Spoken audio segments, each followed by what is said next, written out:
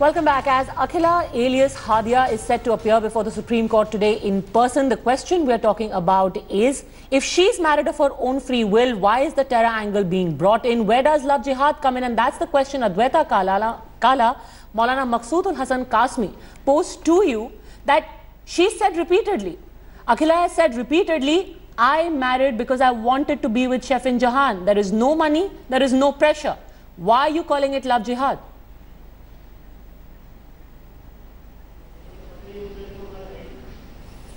No, absolutely. I mean, she let's be clear here. You know, she has every right to put her position forward, and she is an adult woman, and she has a right, if it's a matter of conscience, to choose any faith, to choose her partner. There is no dispute in that at all, and we will know in a few hours what she has to say and exactly what the court has to say, and that will be revealed to everybody. The fact that she is Sainaba, who was in your sting, is a close confidant of hers and was actively involved in this case, does raise a few suspicions, but that is the extent of it, because let us remember, Akhila or Hadia is an adult woman. However, this does not take away from the fact that there is a systematic program in place that does indoctrinate young women, that does facilitate their travel to ISIS territory, and does kind of go about this in using surreptitious means. And I think when it comes to national security, when it comes to the fight against terror, we just passed the 9th anniversary of 26/11. We have to be very sure that this is something that we are going to pursue and that we are going to investigate, and there are very, very viable grounds for doing so, not to mention 21 people who left last year from Kerala for ISIS, girls like Mariam, Nimisha, who are there, whose parents are devastated. There are very, very valid grounds to pursue this. My humble point, single point is that no one prevents state from investigating threat to national security. But to say that an adult woman must not be allowed to convert to Islam or marry the man she loves, this is only violation of an individual's right to marry. Even the person, he has... No, nobody is stopping an individual from marrying. No. Maulana Maqsood Hassan Kasmi, don't confuse two issues. The issue is prevented from meeting her husband. Nobody is being prevented from marrying who you want to. But if there is a pattern, that needs to be investigated. Even after meeting her husband. Sudhanshu Mittal. In August 2016, Padmaja... Can I say something? No, our agency can investigate even after giving her opportunity to meet her husband. May I point out something? Sudhanshu Mittal. You know, let us take the case of rape.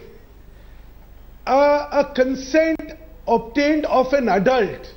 You know, if sexual activity with an adult is legally permissible, sir, but a consent of an adult, if obtained out of fraud, tantamounts to rape. This is the legal position.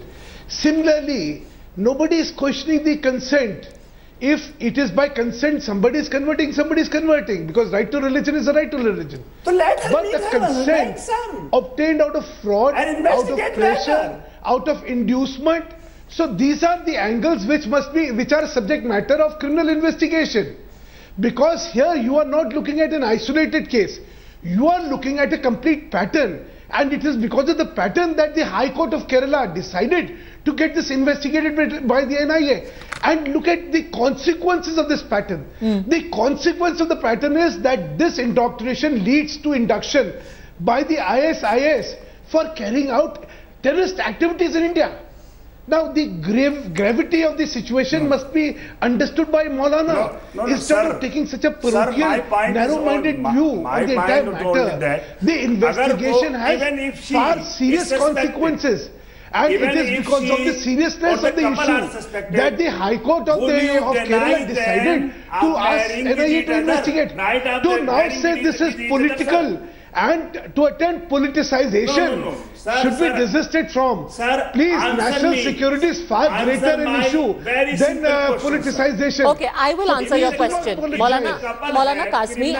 Okay, I will answer your question, and I also want to get in Adwaita Kala. Our agency denied their right to marry, to love. Okay, simply nobody is denying them the right to love or be together. I will tell you why.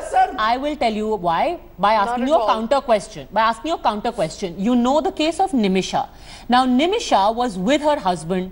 She then, even as her mother was running from pillar to post in Kerala, saying that she's been radicalized and indoctrinated, she fled to Afghanistan and is now with Khorasan province. What if Akhila turns out to be another Nimisha? What will you do then?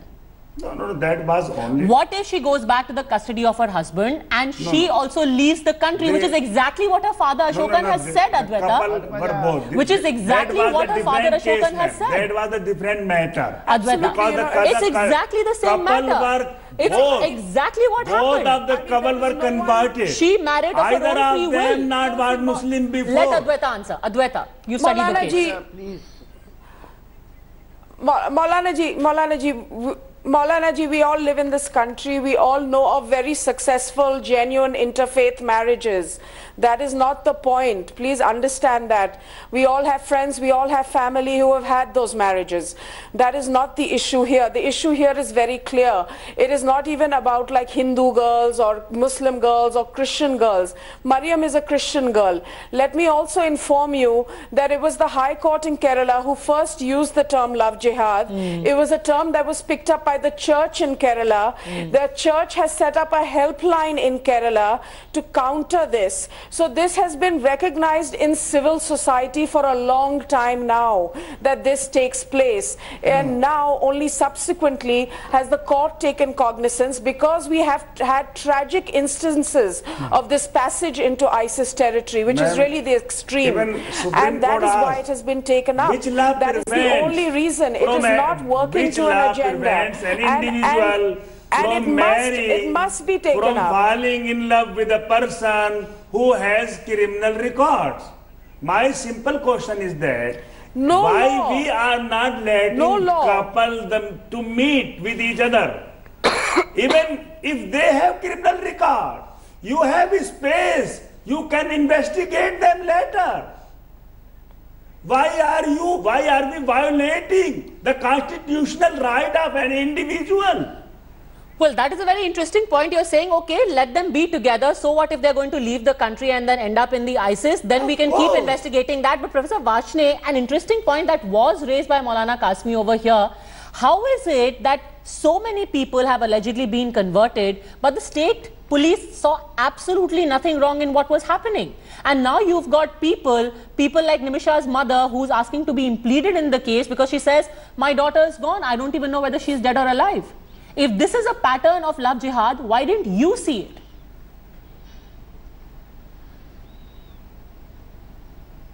Look, Padmaja, first of all, now today the BJP spokesperson and Adwaita and others are changing the narrative that it is not a question of love jihad, it's a question of indoctrination. So please understand and note this change from last 2 days.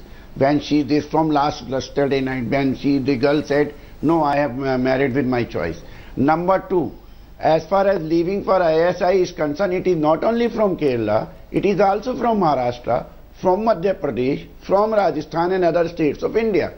These are stray cases. We'll have to check it, we'll have to investigate it, and every day, every time the NIA theory, every theory of the NIA cannot be believed by state police, because when NIA say that the girl has been indoctrinated, despite the fact that from last night she has said that you know even what you are talking. I am married with my choice. You are yourself admitting that this phenomena exists. It's a matter of and if this phenomena exists, as a responsible state, should we not act in the matter? I don't think you understand what you are talking. I mean, cut the rhetorics. Rajasthan Dinesh ji, you are admitting a phenomena, and now what you are saying, look, we admit that there is a threat to this country. We admit that there is an IS effort, but we must not do anything about it. You only wanted to divert the people's attention from failure of the note-bandi, you are from a responsible political party. Implementation of GST. It is a narrative of the High Court of Kerala, not BJP. From the failure of the economy by the what BJP. Are you? Have you gone out of your mind? Are you completely out of your mind? We are discussing our narrative of the, we are discussing our order of the High Court. How can the High Court annulled marriage? We are discussing what the High Court has ordered and what is happening. Policeman on every love marriage? What is wrong with you? No, you want to are you out of your mind? NIA on love marriage? No, why don't you send the NIA for every marriage? Let there be an NIA officer posted at the civil court. We are looking at what the High Court of Kerala has said. Professor Dinesh Varshney, I would like to humbly point out to you that the marriage was annulled not by the NIA but by the Kerala High Court, which had it been in any other state, you would have possibly said that the state government influenced the court, but this happened in Kerala. But Adwaita, do you still think that this question begs an answer? Why is it that the Kerala government and the Kerala police did not see something that now the NIA calls is a pattern of systematic conversions, marriage and indoctrination?